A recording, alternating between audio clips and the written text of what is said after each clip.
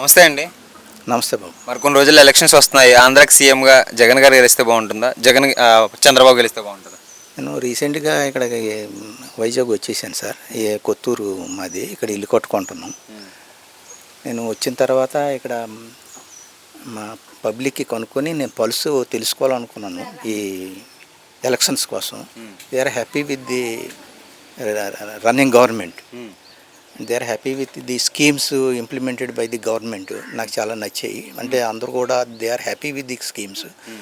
So అందుకని జగన్ గారి government బాగున్నది అనిపిస్తుంది. ఎందుకంటే అందరికీ కనుక్కున్నాను. నేను కనుక్కున్న నాకు ఈ రీసెంట్గా కార్డు ఎలక్షన్కు ఇది ఓటు హక్కు వచ్చింది. ఇక్కడ నేను అప్లై చేసుకున్నాను. ఇప్పుడు వచ్చింది.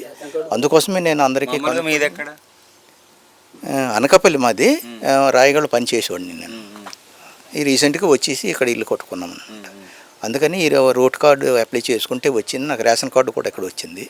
నేను అలాగే ఇక్కడ పబ్లిక్తో నేను పల్స్ తెలుసుకుందాం అనేసి నేను అందరి దగ్గర కనుక్కున్నాను. నేను ముందు నుండి చూస్తున్నాను నేను. అయితే వాళ్ళు మాటల ప్రకారంగా మనకి they are happy with the government running by this government and welfare schemes ఇవన్నీ కూడా వాళ్ళకి నచ్చి వాళ్ళ దగ్గర తెలుసుకొని నేను సంతోషపడ్డాను నేను. అందుకనేసి ఈ జగన్ గారి గవర్నమెంట్ వస్తే మంచిదని అనిపిస్తుంది. Because public are happy with the schemes. అంటే మీరు చంద్రబాబు పాలన చూసుంటారు, జగన్ గారు చూశారు. జగన్ గారు ఫస్ట్ టైం చేశారు, ఆల్రెడీ చంద్రబాబు 14 సంవత్సరాలు చేశారు. ఎవరు బాగా చేశారు?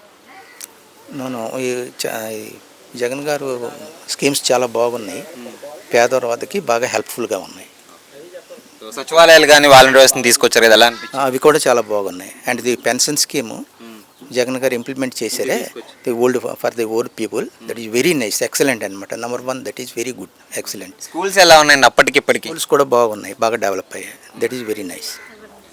ఒక మాటలో నెక్స్ట్ సీఎం జగన్ గారు.